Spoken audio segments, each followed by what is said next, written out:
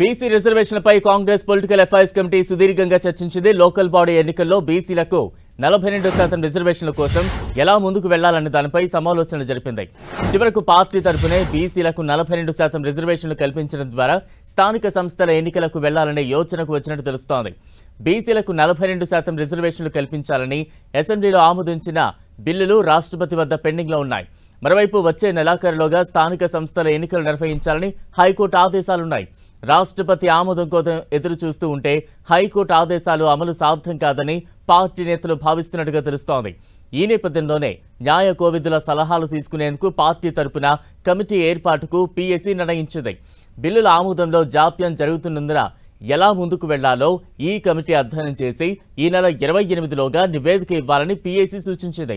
సమావేశంలో పాల్గొన్న బీసీ నేతలు మాత్రం రిజర్వేషన్ల అమల్లో ఏ మాత్రం వెనక్కు తగ్గినా రాహుల్ గాంధీకి చెడ్డ పేరు వస్తుందని చెప్పినట్టు తెలుస్తోంది. అటు పార్టీకి ఇటు ప్రభుత్వానికి చెడ్డ పేరు రాకుండా ఉండేలా మధ్య మార్గంగా పార్టీ పరంగా బీసీలకు 42% టికెట్లు ఇచ్చి స్థానిక సంస్థల ఎన్నికలకు వెళ్లాలని కొందరు నేతలు అభిప్రాయపడుతున్నారు.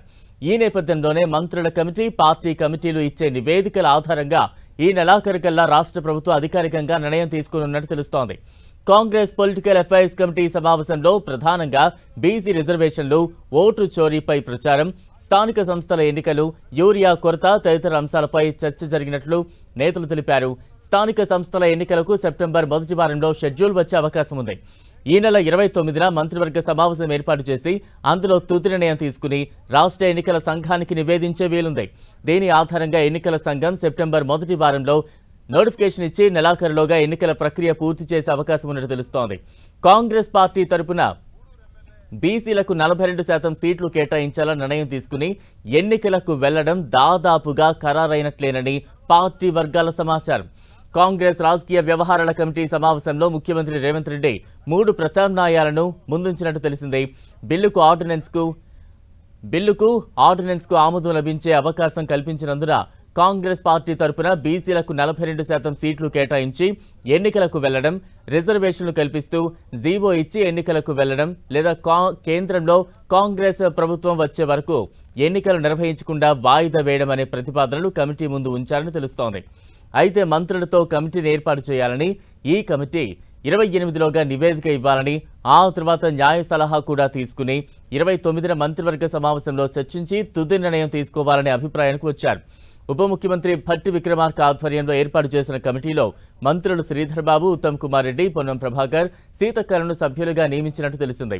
29న మంత్రివర్గంలో చర్చించి నిర్ణయం తీసుకున్న తర్వాత కాంగ్రెస్ పార్టీ బీసీలకు 42% సీట్లు ఇచ్చి ఎన్నికలకు వెళ్లాలనుకుంటే ఎన్నికల నిర్వహణ కోసం ఎన్నికల సంఘానికి నివేదిస్తారు.